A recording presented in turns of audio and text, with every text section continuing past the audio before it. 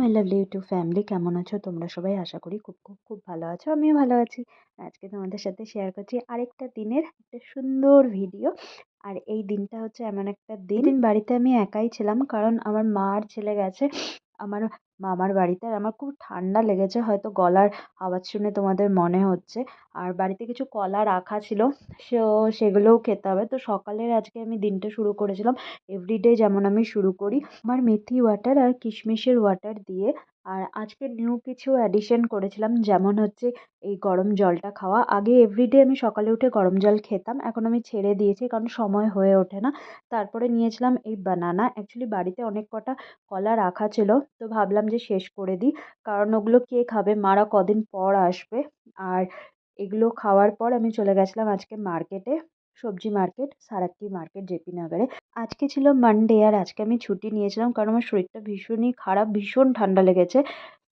সানডেতে পুরো সারা দিন আমি শুয়ে শুয়ে ছিলাম, কারণ আমার এত মাথা ব্যথা করছিল, এত ঠান্ডা লেগেছে কি বলবো। কালকে তো সারাদিন আমি কথাই ঠিকঠাক বলতে পারছিলাম না, এত ঠান্ডা লেগেছে, এত গলা ব্যথা হচ্ছিল। আর আজকে একটুখানি ভালো আছি। আর আজকে আমি গেছিলাম মার্কেটে, সবজি কিছু আনার ছিল, একদমই শেষ হয়ে গেছে। আর কয়েকটা সবজি ভেবেছিলাম নিয়ে আসবো, বাট আর আমার আর ইচ্ছা করছিল না বেশি ঘোরার জন্য, তাই অল্প কটা সবজি নিয়ে আর ব্রেকফাস্টটা কিনে নিয়ে বাড়িতে চলে এসেছিলাম। আর আমার ইচ্ছা করছিল না সকালে ব্রেকফাস্ট বানানোর জন্য। আর সকালে ব্রেকফাস্টে আমি খেয়েছিলাম ইডলি সাম্বার, বাট খেয়ে আমার আর কেন জানি না আজকে একদম পেট ভরেনি, আরও খিদে পাচ্ছিল খাওয়ার পর। এরকম আমার হয় না চট করে, আজকে কি হলো জানি না।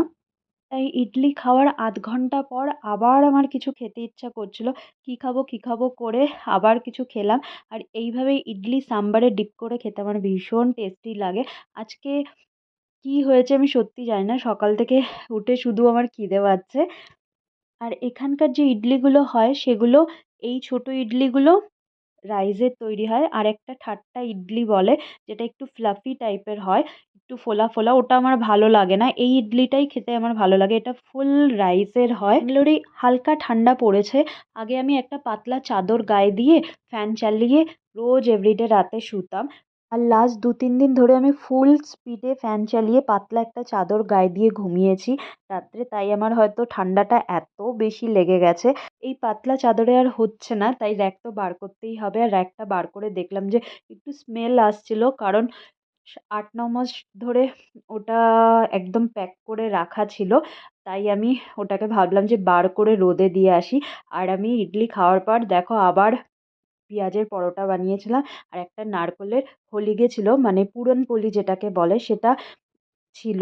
একটা পেঁয়াজের পরোটা আর ওই পুরনপোলিটা আমি খেলাম চায়ের সাথে, ভীষণ রিল্যাক্স ফিল হলো খেয়ে, পেটটা ভরে গেল মনে হলো। আর আমি ছাদে এসে র্যাকটাকে দেখো রোদে শুকাতে দিয়েছিলাম, খুব একটা রোদ আজকে নেই, তবে হালকা রোদ আছে।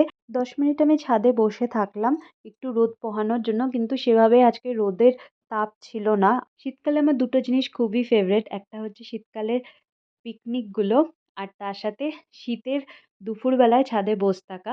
কিছুক্ষণ বসে তারপরে নিচে নেমে এলাম, তারপরে দুপুরে লাঞ্চের জন্য করলাম একদমই নমিনাল, যেটুকুনি না করলে নয় সেটুকুনি করলাম। আর আজকে আমি বেডটা ফুল ক্লিন করেছি।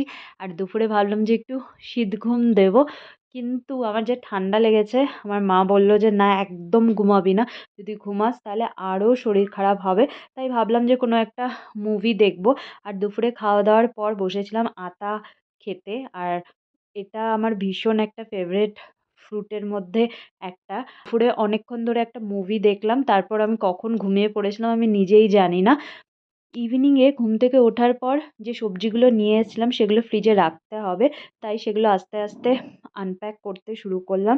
আর যেগুলো ফ্রিজে রাখার ছিল, আর কিছু এমনি গ্রসারিও নিয়ে এসেছিলাম, সেগুলোও আমি ঠিক জায়গায় রেখে দিলাম, নাহলে কি হয় আমার সমস্ত জড়ো হয়ে যায়, পরে আর ওগুলো করা হয় না। পরে মা এসে বলবে কিচ্ছু করিসনি কিচ্ছু করিসনি।